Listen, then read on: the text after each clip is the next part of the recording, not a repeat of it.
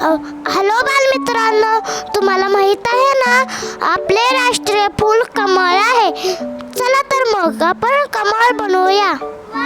गुलाबी tinted paper, कात्री, pencil, गोलाकार, इरेजर, ग्लू वर असा फोल्ड करून घ्या. पेपरवर आकार काढून घ्या. या पद्धतीने पाकळ्या तयार करा. कट करताना मोठ्यांची मदत घ्या. सर्व पाकळ्या एकत्र करून त्या पद्धतीने फोल्ड करा.